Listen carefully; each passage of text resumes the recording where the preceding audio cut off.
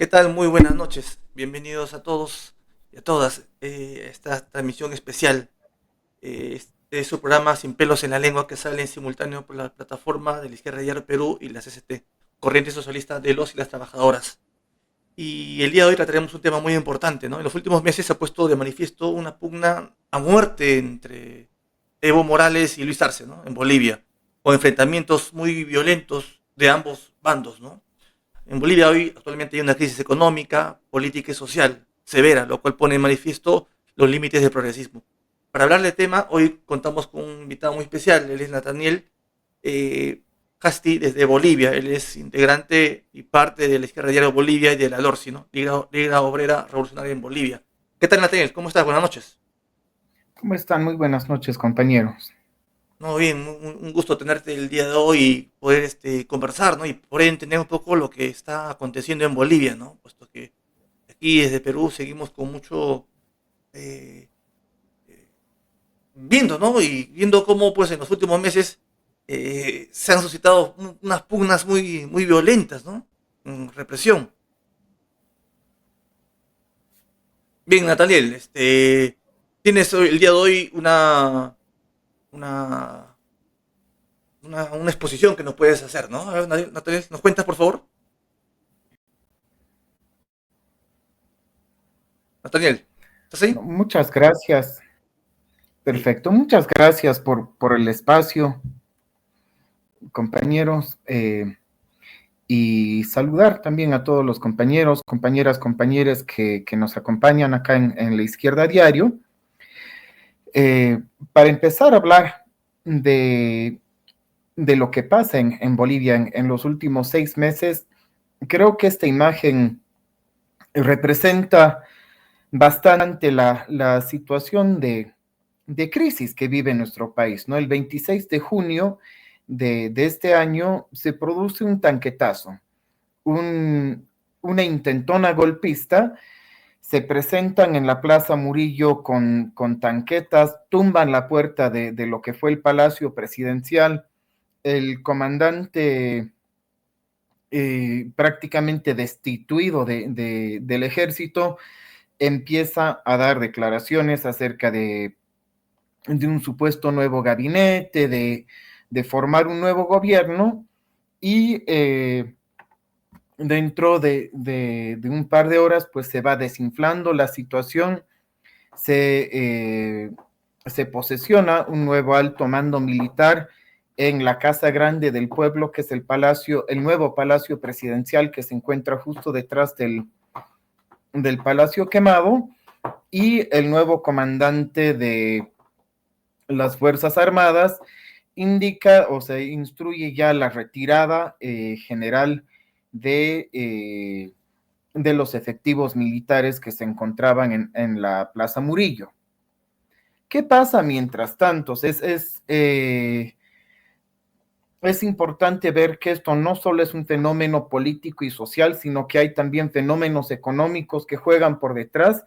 El momento en el que estaba previsto este golpe que se había planificado a las 10 de la mañana, se atrasa unas horas, pero a las 10 de la mañana, la hora en la que estaba previsto esta aventura golpista, disparan las acciones de Tesla y de Alba-Mari, de dos de las empresas ligadas al litio más importantes a nivel mundial, cuyas acciones iban en caída libre hasta la hora en la que estaba prevista esta aventura golpista, en la que disparan. Llegan a un punto en el que no habían estado eh, desde hace 6 meses prácticamente.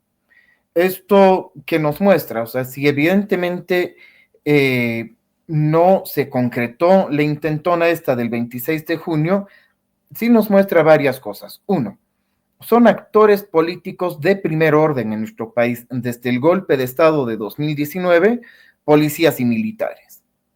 Tienen un papel protagónico en la política nacional. Bajo agenda propia, con capacidad propia de establecer alianzas. No nos olvidemos que en 2019 fue el entonces comandante Calimán el que le cuelga la banda presidencial a la autoproclamada Yanine Áñez.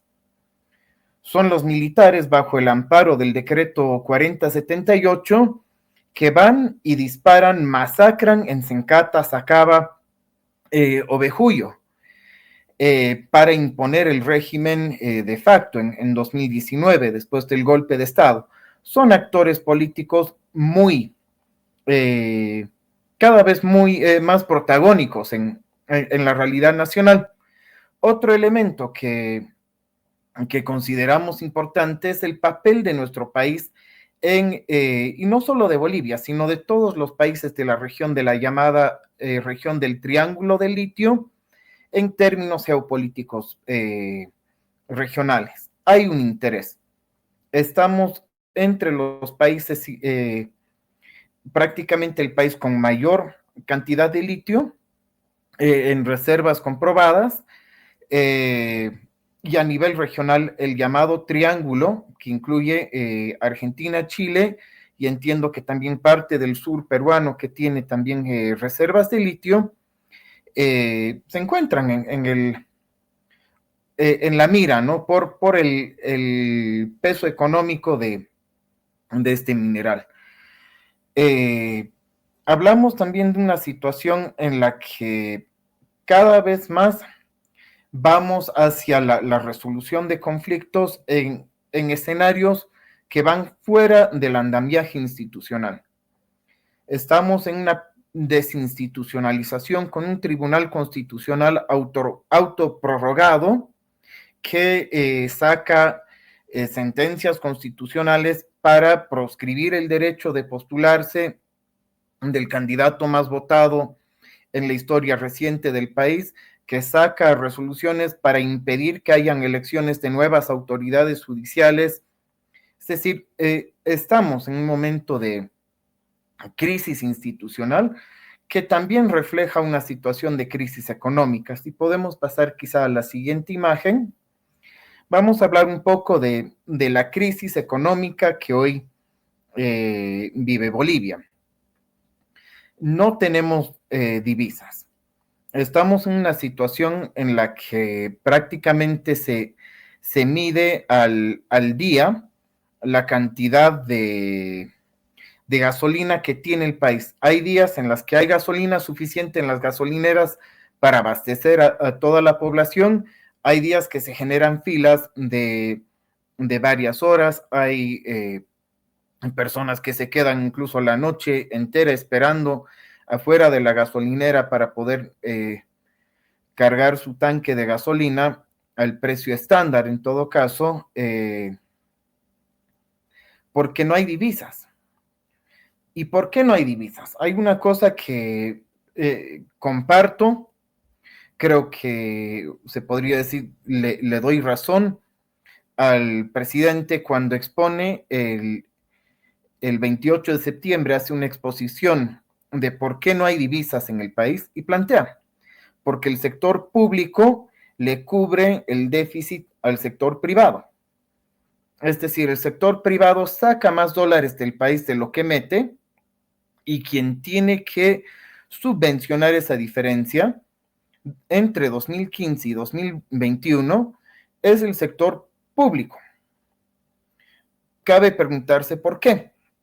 Y a partir de este momento es que ya tenemos un severo desacuerdo con la lectura del gobierno de turno. Hay un problema objetivo. Sale más dinero del país de lo que entra. ¿Quién lo saca? El sector privado. ¿A dónde se lo llevan? Viene la siguiente pregunta. Se lo llevan a paraísos fiscales. Se lo llevan a Panamá. Y no lo digo yo, no lo dice la LORSI, sino que lo dice el informe parlamentario. Se lo llevan. ¿Y quién es cómplice de que se lo lleven? Ha sido durante al menos 16 años el gobierno del MAS cómplice directo de esta fuga de capitales. Cuando tuvo la oportunidad de impedir, de siquiera aprobar un marco legislativo para prohibir la fuga de capitales, al igual que los demás países a nivel mundial después de los papeles de Panamá, optaron por no hacer nada, por garantizar la impunidad. Tuvieron 2/3 en ambas cámaras, tenían un informe a la mano con nombres, apellidos y montos, y desestimaron el proyecto de ley. ¿Eso qué es si no es impunidad? Sabiendo quién le está robando al país y cuánto, deciden no aprobar teniendo mayoría en ambas cámaras. Pero va más allá de eso. O sea, a partir ya del gobierno de Arce, sabiendo quién es responsable de la crisis económica, decide seguirles dando la mano como lo viene haciendo el gobierno del MAS en realidad desde el año 2006. ¿Qué plantea como salida a la crisis? Para nosotros hay una crisis objetiva en términos económicos. Y esa crisis tienen dos opciones. O la cargan sobre la espalda de la clase trabajadora, del pueblo trabajador, o la cargan sobre la espalda de quienes la causaron. Los grandes empresarios, los banqueros, los terratenientes. El gobierno del MAS decide una y otra vez cargarlo sobre los hombros del pueblo. ¿Qué le da al empresario privado? Le da liberación de exportaciones. Es decir, exporta lo que le da la gana sin tener que cumplir con el mercado interno. Consecuencias: el arroz escasea, el aceite escasea, y luego de forma desesperada el gobierno intenta borrar con el codo lo que firmó con la mano, intenta intervenir, intenta hacer maniobras para recuperar productos que desaparecen, entre comillas. Han encontrado miles de saquillos de arroz escondidos en galpones de los empresarios, han encontrado cientos de litros de aceite vegetal para la comida en grandes galpones, y claro, ahora recién se dan cuenta y ahora recién aplican medidas cuando el mismo gobierno les liberó las exportaciones. No solo eso, mientras el gobierno aplica rajatablas el peso de la ley para que los pequeños profesionales, pequeñas empresas, tercerizados, etcétera, paguen sus impuestos, a los grandes empresarios les devuelve. Tienen una figura llamada certificado de devolución CEDIEMS, con el que les entrega a los agroexportadores una devolución impositiva porque ellos aportan al país exportando. Tenemos, en realidad, ahí para nosotros hay una salida muy clara. Si estamos en una crisis económica como la estamos, como decía, o ponemos una salida que la paguen los capitalistas o una salida que la pague el pueblo. Ambas fracciones del MAS. Tienes a Lucho Arce negociando, devolviendo impuestos, y por el otro lado, Evo Morales sale a decir en su Twitter: hay que eliminar el impuesto a las transacciones financieras, que es el impuesto que afecta con el 0.15%, o sea, ni siquiera 0.25% a cada transacción bancaria hecha en dólares.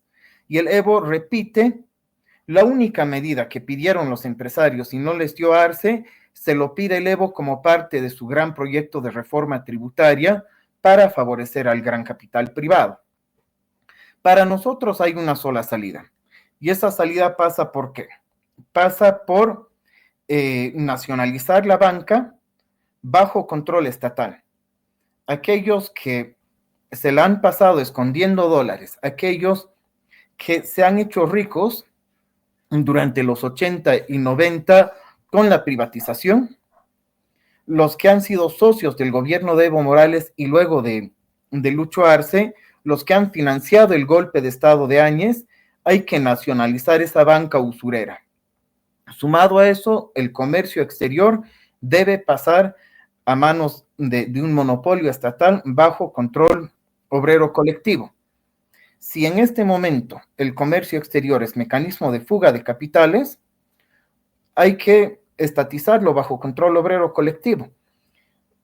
Quienes intervengamos en el proceso productivo tenemos derecho de saber qué entra, qué sale y también cómo disponer de los excedentes generados a raíz de nuestro trabajo. Si podemos pasar, por favor, a la siguiente imagen. Bueno, esta imagen habla un poco justo de lo que Entre los meses de agosto y septiembre, julio, agosto, septiembre, se ha vivido en el país que son los grandes incendios, que una vez más vuelve a la misma idea de cómo unos pocos empresarios, unos grandes agroindustriales que son dueños de grandes extensiones de tierra. Aquí vemos que la agroindustria es responsable, o sea, si bien tienen el 16% de la propiedad de la tierra en el país, son responsables del 45% de los incendios. A estos incendios hay que sumarles además las tierras fiscales que son incendiadas con el objetivo de luego lograr una titulación. Esta figura, ¿por qué pasa?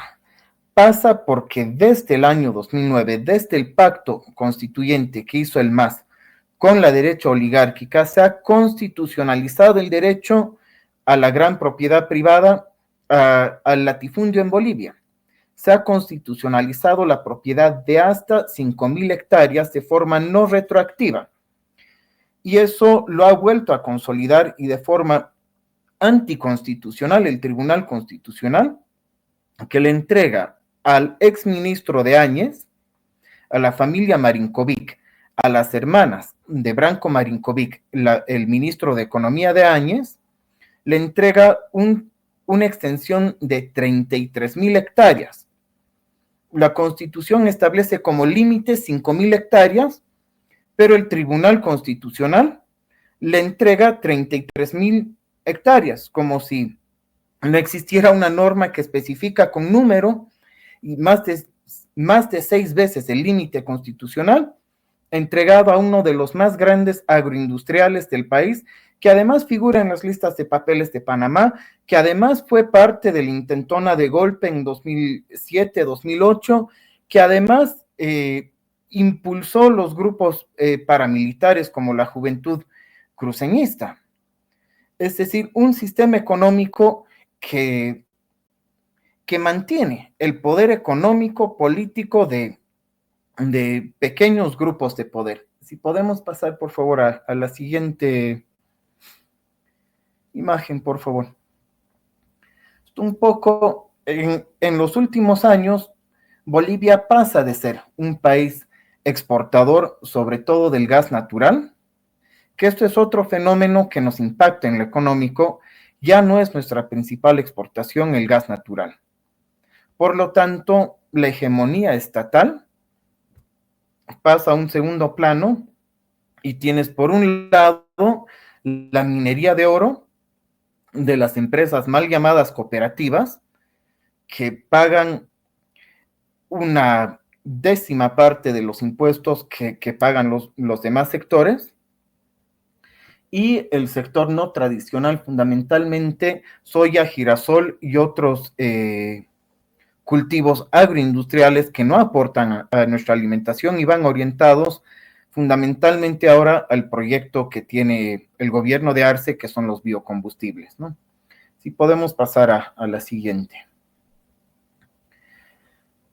A esta situación se suma la crisis que está viviendo el MAS, ¿no? Prácticamente se ha partido el MAS, y esta división entre el bloque que está en el gobierno y el bloque evista o radical, como ellos se proclaman,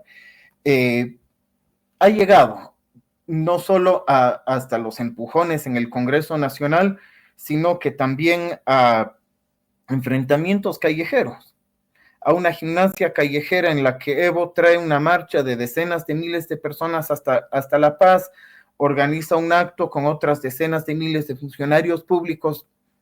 Arce, hace pocos días anunció que Evo Morales se queda sin el control de lo que es la sigla electoral del MAS y PCP, y se va prácticamente consolidando un quiebre entre estos dos sectores del MAS. Hay dos bancadas objetivamente en el Parlamento, y esto implica que volvemos a un juego en el que, si necesita aprobar un crédito, Arce recurre a partes de las bancadas de derecha, les les tiene que entregar lo que ellos le pidan y a cambio pues logra aprobar mayor endeudamiento externo. El bloqueavista, fundamentalmente desde la presidencia del Senado, lo propio, necesita entrar a negociar con sectores de derecha, también para lograr mantener la presidencia del Senado, para lograr sus proyectos de ley, etcétera. Ya no hay la figura que desde el año 2010 hasta el 2019 había en el país, una bancada mayoritaria del MAS que aprobaba, así con la arrolladora, sino que hay un MAS partido en dos, pero ojo que acá no es que hablemos de un sector más, con programa más hacia la izquierda o hacia la derecha. Hablamos de ambos sectores que buscan y levantan como bandera una salida procapitalista a la crisis, ambos sectores que buscan el favor de la gran empresa privada, ambos sectores que hablan de la necesidad, de la posibilidad de seguir endeudando al país, es decir, ambos sectores con un proyecto cada vez más hacia la derecha. Para terminar, si podemos pasar por favor a la última. Entonces, es ante esta situación que hablamos prácticamente de justo esto, de crisis orgánica, en la que el Tribunal Constitucional se ha constituido en el mecanismo capaz de resolver los conflictos, o sea, un bonapartismo judicial, porque lo que no se puede resolver en los otros espacios institucionales, lo termina resolviendo el Tribunal Constitucional. Y no es primera vez. Ojo, que el mismo Tribunal Constitucional fue quien legalizó la postulación de Evo Morales después del referéndum del 21 de febrero, en el que hubo un 51% de la población que dijo no a la reelección indefinida. El Tribunal Constitucional va, le legaliza una nueva postulación. El mismo Tribunal Constitucional en 2019 saca un documento informal planteando criterios sobre el golpe de Estado de Áñez, que es el mismo Tribunal Constitucional que vuelve, saca otra sentencia borrando con el codo lo que escribió con la mano de que Evo ya no puede ser candidato, el mismo tribunal que luego inmiscuye en temas electorales, plantea que Evo ya no es el presidente del MAS, es decir, todo se centra en este poder de un tribunal constitucional cuyo mandato ya feneció, o sea, que ya a finales del año pasado ya tendría que haber sido renovado. Ante eso, desde la LORSI, desde la Liga Obrera Revolucionaria, desde la izquierda que lucha por una salida anticapitalista, socialista y de abajo, planteamos la urgente necesidad de organizarnos. ¿Por qué? Porque estamos ante una avanzada de ultraderecha, una avanzada antiderechos. Estamos ante un capitalismo voraz, un capitalismo que justifica incendios, que justifica ecocidio con tal de seguir ganando, ganando y ganando. Estamos ante una situación en la que hace días hemos visto cómo esconden comidas tan básicas como es arroz con tal de generar situaciones de desesperación económica, sobre todo en el pueblo trabajador. O sea, ni siquiera podemos hablar ahora de comer arroz con huevo cuando el huevo hacen subir el precio, ya está en un boliviano, lo que antes era 50 centavos, el arroz sube de precio, la carne sube de precio, la verdura sube de precio y hay cada vez mayor precariedad. El país vive una serie de situaciones laborales, despidos, cierres de fábricas, casos también de compañeras como el caso de Aseo Urbano del Alto, que les imponen descuentos, que no les cumplen con los más mínimos beneficios sociales, despidos desde el propio Estado, como en el aeropuerto, que hasta ahora no se pagan beneficios sociales. Es decir, hay un ataque a la clase trabajadora, hay un ataque a los derechos laborales y estamos ante esa situación planteando desde la izquierda la necesidad de organizarnos, de construir una alternativa, que hay una salida económica. Si especulan, si se llevan la plata al exterior, hay que nacionalizar la banca, hay que nacionalizar la agroindustria bajo control obrero colectivo y comunitario. Que necesitamos, hay que repensar el modelo energético, el modelo de industrialización del país para dejar de ser un país exportador de materia prima.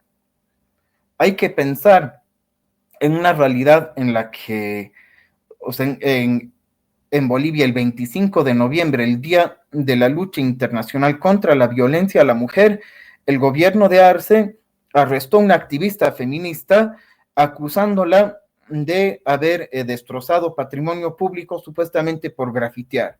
En este momento hay compañeras en la ciudad de Cochabamba procesadas por pegar un afiche sobre un monumento en homenaje a Palestina. O sea, por poner con Yurex un afiche, una cartulina sobre un monumento que se levanta, procesadas por destrozo a bienes públicos. Estamos ante un gobierno que además ha ido a buscar los principales dirigentes campesinos ligados al sector evista y con operativos policiales los han metido en camioneta, en avión, se los han traído a La Paz, les tienen sin acceso a abogados, los procesan. ¿Por qué? Por tener posiciones políticas distintas a las del arcismo.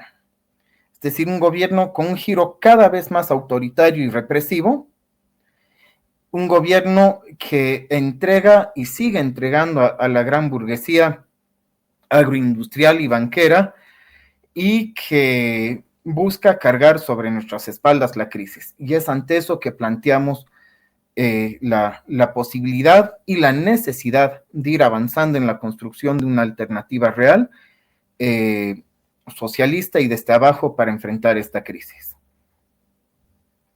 Bien, Nathaniel, muy interesante la exposición que nos has hecho, que nos ayuda a comprender un poco el panorama, ¿no? Y la pugna de tensiones que se está dando en Bolivia, ¿no? En el hermano país Bolivia.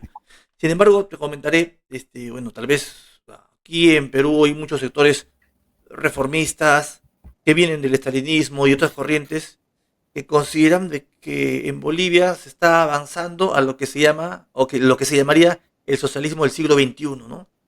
Dice, bueno, en Bolivia, y plantean, ¿no? Que acá en Perú tenemos que así, hacer como se, algo similar a lo que está pasando en Bolivia, ¿no? Porque dice, ¿no? En Bolivia se han recuperado los recursos, acá en Perú nos falta. ¿Cuál es tu opinión sobre cómo responderíamos ante este sector reformista que plantea esa salida, ¿no? Que dice, bueno, que en Bolivia hay un avance gradual hacia el socialismo, ¿no? Y estamos de la mano de primero Evo y luego Arce, se está teniendo un país integrador.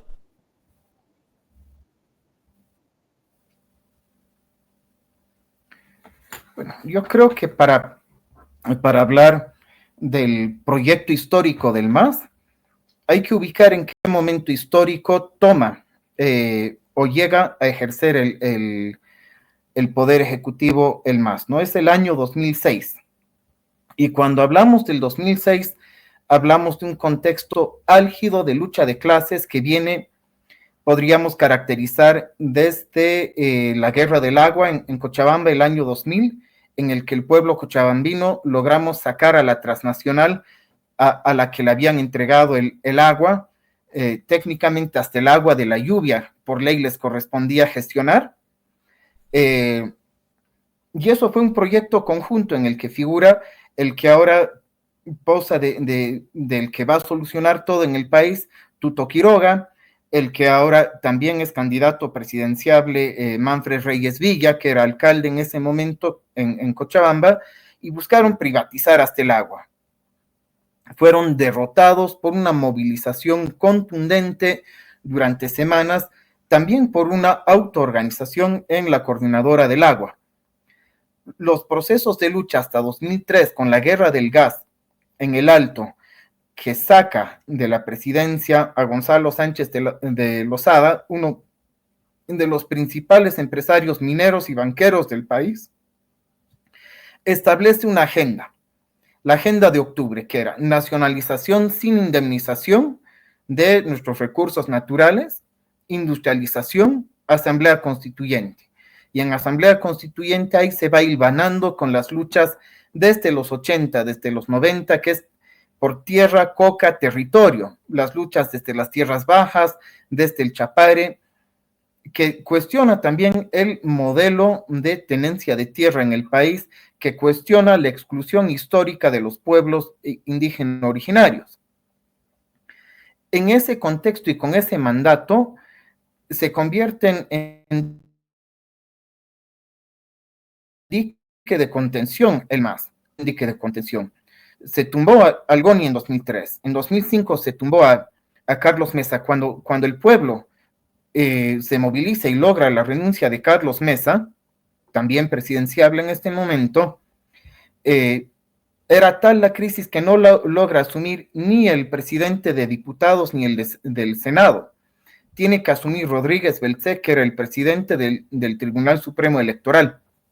Ante esa crisis, el MAS opta una y otra vez por la salida constitucional, de la misma manera que la opta en 2020 con las movilizaciones de agosto. Opta por dar una salida que no quiebre con la institucionalidad del país, y eso siempre ha sido su papel. Entonces, cuando llega el MAS y hace evidentemente reformas estructurales profundas en Bolivia, nos pone, por ejemplo, o sea, uno de los elementos simbólicos más potentes en el golpe de Estado fue la huipala, que a pesar de ser símbolo estatal, se convierte en el acto del golpe, que bajan, que la queman, que la rompen, en símbolo de resistencia frente al Estado, que en su esencia nunca había cambiado. El MAS tiene que avanzar en ciertos elementos. ¿Por qué? Porque hay una presión de la movilización de masas que no le da otra opción, porque viene de un contexto de lucha de clases que le obliga a tomar posiciones, pero ¿cómo las hace en cada momento? Vamos a ver simplemente estos tres elementos: constituyente, nacionalización e industrialización. Constituyente. Se establece la constituyente. Tenemos una constitución en Oruro, una constitución que no da lugar al latifundio, una constitución que establece una educación única en el país, una constitución que era, digamos, de contenido en todo caso más progresista que la actual. ¿Dónde se queda la actual constitución? No era en la Asamblea Constituyente, era en una reunión entre cuatro, dos del MAS, uno evista, otro arcista ahora, y dos senadores de derecha. Quedan y agarran el documento que había aprobado el Poder Constituyente, dicen no, 5,000 hectáreas o 10,000 hectáreas, pero sobre esta base trabajamos. No retroactividad en el control de propiedad sobre la tierra, respeto a la gran propiedad privada, educación privada, etcétera, etcétera. Es decir, el MAS, en lugar de confiar en el 1,000,000 de personas que se había movilizado hasta la ciudad de La Paz exigiendo nueva constitución, pacta en un cuarto, entre gallos y medianoche, 2 senadores de derecha, 2 senadores del MAS, y pactan una nueva constitución por encima del poder constituyente. O sea, ni siquiera ellos se lo creen su propia consigna, porque es una asamblea constituyente cuya constitución debía pasar por el filtro establecido entre la derecha y el MAS. Hablamos de nacionalización. Nacionalización, pero respetando todas las normas internacionales y la CIADI. Es decir, le compramos el 51% de las acciones a tal o a cual empresa y establecemos un modelo de sociedad anónima en la que el Estado tiene participación mayoritaria. En el boom de los hidrocarburos, sí, había plata para repartir, habían excedentes y eso se traduce en que en los bonos, como el bono Juancito Pinto, el bono Dignidad, etcétera, que es una mayor redistribución de las riquezas en el país y por supuesto genera mayor movimiento económico. Pero cuando nos vamos al tema de fondo, esta nacionalización es la compra de acciones a precio de mercado. Incluso cuando se toma la decisión, digamos, digna de decir no más AFPs, tarda el país 10 años en aplicar la ley. Hay una ley que dice las pensiones las administra la gestora estatal, no las AFPs que son extranjeras, o sea, ni la suiza, ni la española, ni la BBVA, ni la Zurich. ¿Y qué hacemos? O sea, después de que estos señores en sus informes económicos nos dicen que la mitad, un tercio de las pensiones de los bolivianos que hemos trabajado, hemos aportado, tenemos nuestros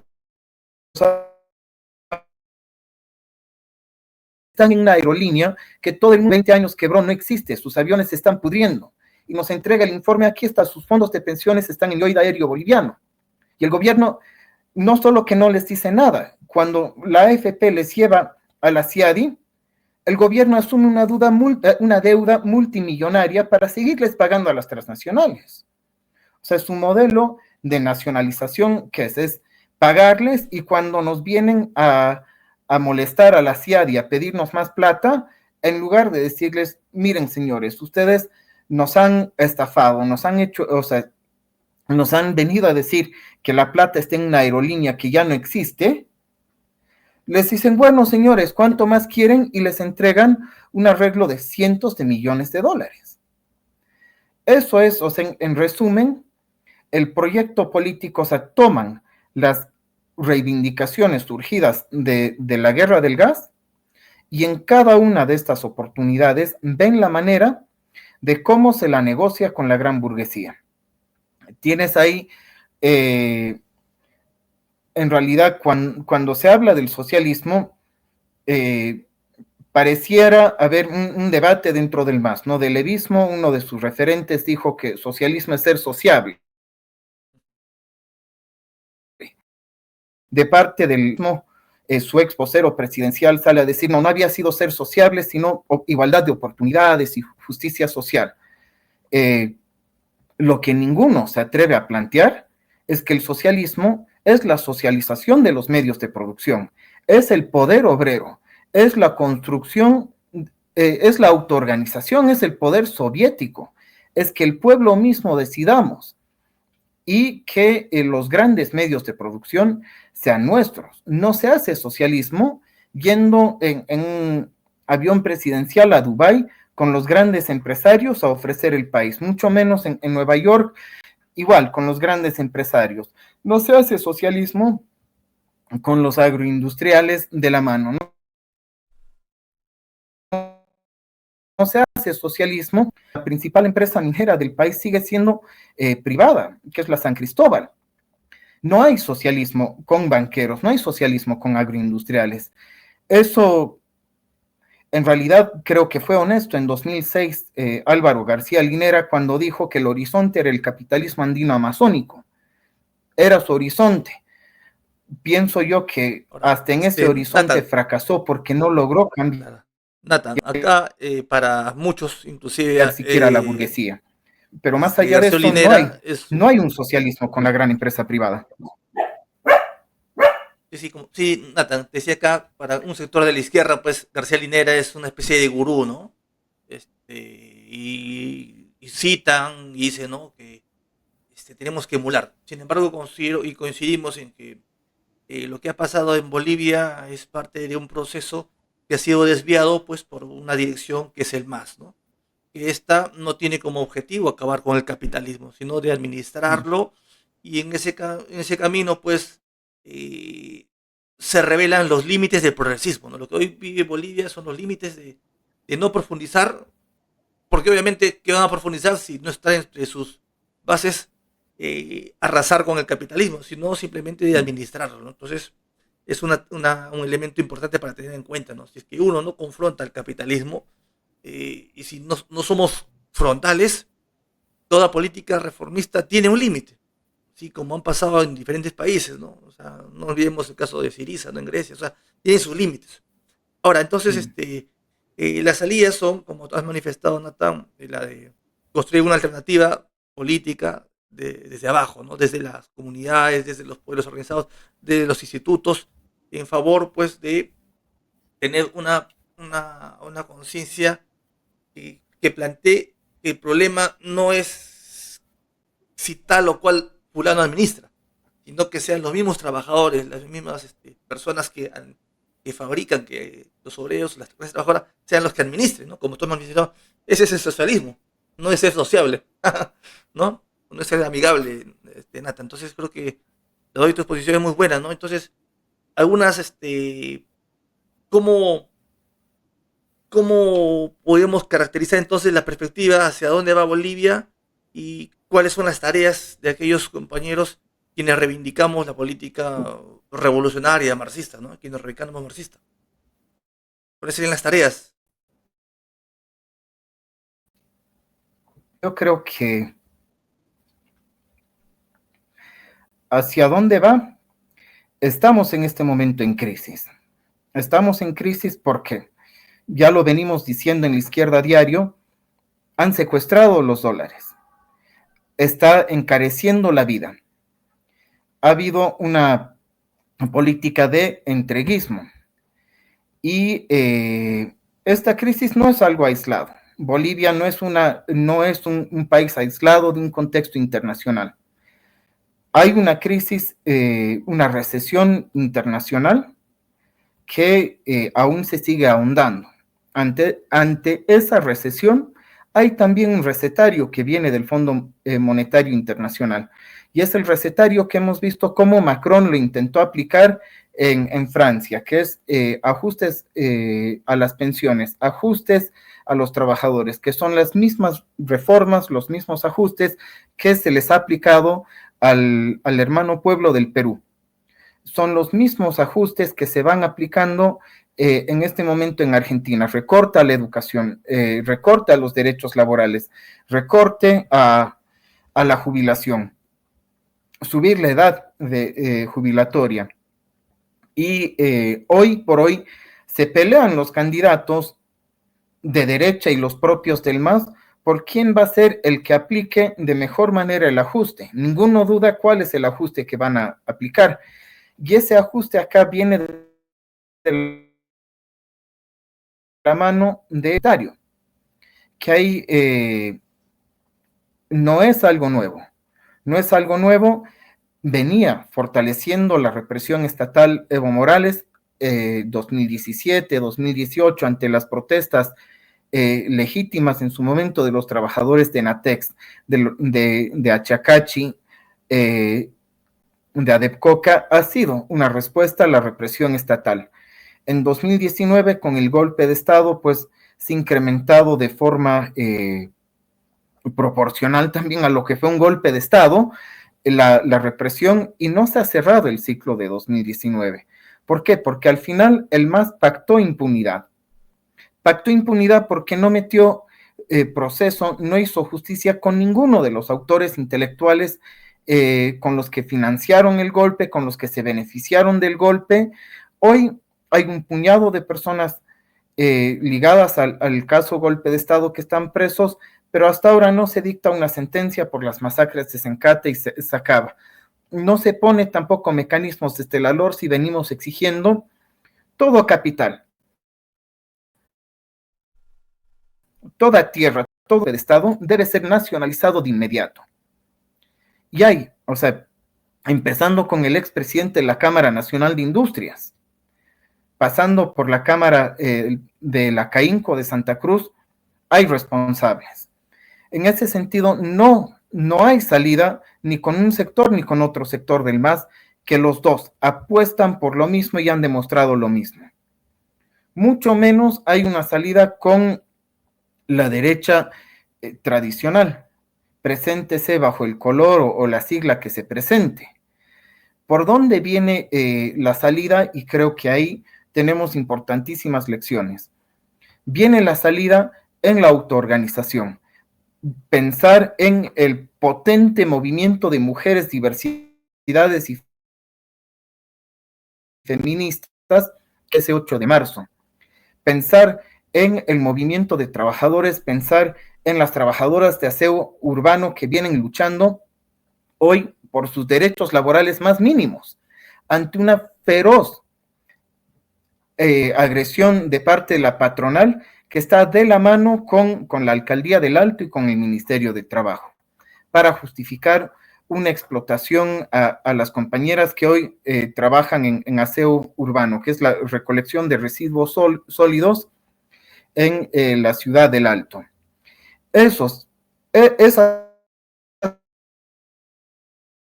luchas son luchas que nos dan una luz de hacia dónde debemos ir. Empezar a organizar o avanzar en la organización de quienes desde la independencia de clase planteamos una salida independiente. Desde quienes venimos luchando además por una construcción internacionalista, y en ese sentido parte de esta construcción pasa por crear los movimientos o aportar dentro de un movimiento de solidaridad internacional con Palestina, con las luchas de los pueblos en el mundo entero. Y en ese sentido invitamos, como parte de la FT, de la fracción trotskista a nivel internacional, a construir una alternativa que permita enfrentar al causante de esta crisis, que es el capitalista, enfrentar a los grandes agroindustriales que están hechos de tierras y créditos 70, enfrentar a los banqueros que se han hecho la plata mientras se llevan la plata, o sea, se llevan los dólares a Panamá, se declaran en quiebre y el Banco Central los rescata una y otra vez. Casos como el propio Banco Fácil, que quiebra dejando a cientos de miles de trabajadores en ascuas, preocupados por sus ahorros, y el gobierno da una salida de mercado una vez más, y al final, ¿dónde está el dinero? El dinero sigue invertido en los mismos pequeños poder económico que al final ni con el Evo ni con el Arce fueron despojados de su poder económico mal habido, sino que hoy por hoy siguen siendo los mismos dueños del país.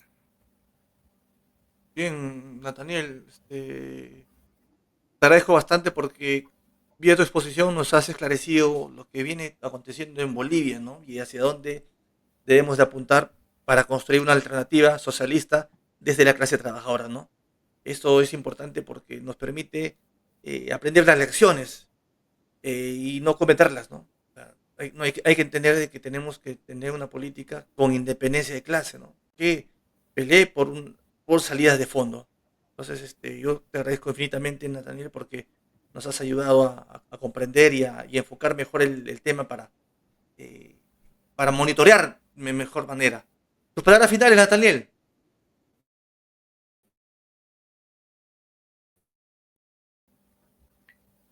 Entre estos días se recuerda, ¿no?, el aniversario de la batalla de Ayacucho, que fue una importante lucha anticolonial que une al final a los pueblos de América Latina contra el poder colonial. Hoy creo que tenemos mucho que aprender uno de otros, los pueblos boliviano y peruano. Creo que de hecho usan muchas veces un país como globo de ensayo para aplicar las mismas políticas en otro. Realmente dolía ese sentimiento casi de déjà vu, cuando después del golpe de Estado en Bolivia vemos la sangrienta represión, el golpe de Estado de Dina Boluarte en el Perú, y cómo al final el, el imperialismo, el capitalismo busca de una forma o de otra imponer sus intereses de cada vez mayor riqueza para menor cantidad de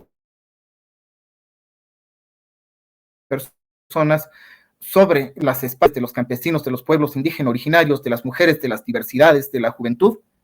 Y es en ese sentido que creo que al ahondar, al entender cómo se va entretejiendo esta lucha, que al final la lucha contra el capitalismo, contra el imperialismo en Bolivia, es una sola con la lucha en el Perú, es una sola con la lucha en Palestina, y en ese sentido es eso lo que desde la izquierda diario se va embanderando, empoderando, que es el internacionalismo, construir un horizonte socialista, un horizonte de transformación total de nuestro mundo para que, para que realmente podamos vivir en un mundo donde las grandes mayorías trabajadoras definamos nuestro futuro, un mundo con educación, salud, vivienda, trabajo, un mundo en el que las riquezas no terminen en manos de unos pocos, y ese mundo tiene un solo nombre, que es el socialismo, y ese socialismo no se construye ni con patrones ni con la agroindustria, sino